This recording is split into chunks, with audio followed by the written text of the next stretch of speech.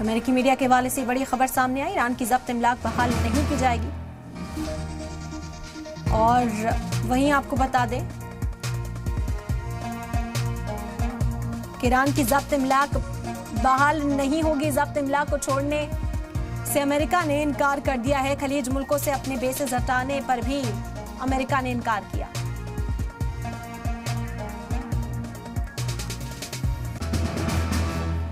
वहीं एक और बड़ा अपडेट आपको बता दें कि जल्द खुल सकता है स्ट्रेट ऑफ हॉर्मोज। ईरान ने अमेरिका के सामने शर्त रखी है, फंड अनफ्रीज होने पर खुलेगा हॉर्मोज। कई जहाज हॉर्मोज से गुजरने को तैयार हैं। बड़ी खबर, बड़े अपडेट्स जंग से जुड़े हुए और इस डिप्लोमेसी बातचीत से जुड़े हुए आप तक पहुंचा रहे हैं। जल्द खुल सकता है स्ट्रेट ऑफ हॉर्मोज। ईरान ने अमेरिका के सामने शर्त रखी है, फंड अनफ्रीज होने पर खुलेगा हॉर्मोज। कई जहाज हॉर्मोज से गुजरने को तैयार हैं।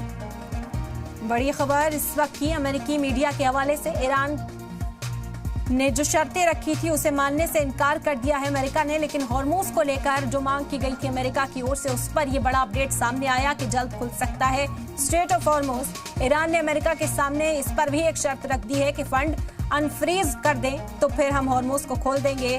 कई जहाज हॉर्मोज से गुजरने को इस वक्त तैयार नजर आ रहे हैं, लेकिन ईरान ने अमेरिका के सामने शर्त को रखा है कि फंड को अनफ्रीज करना चाहिए। फंड अगर अनफ्रीज हो जाएंगे तो फिर हॉर्मोज को खोला जा सकता है। ये अपडेट्स हैं। इस वक्त इस्लामाबाद में दोनों ही तरफ से डिप्लोमेट्स मौजूद हैं जो बातचीत के लिए यहां पर पहुंचे हैं, लेकिन अभी फिलहाल शहबाज शरीफ से बातचीत कर ये शर्तें सामने रखते हुए नजर आ रहे हैं।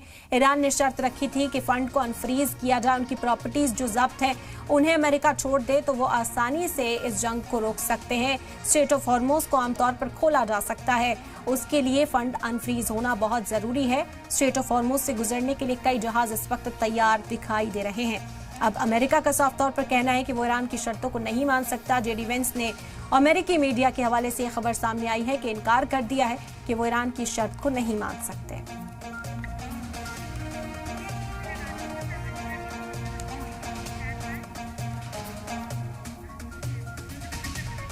तो कई जहाज जो हैं इस वक्त हॉर्मोज से गुजरने को तैयार हैं।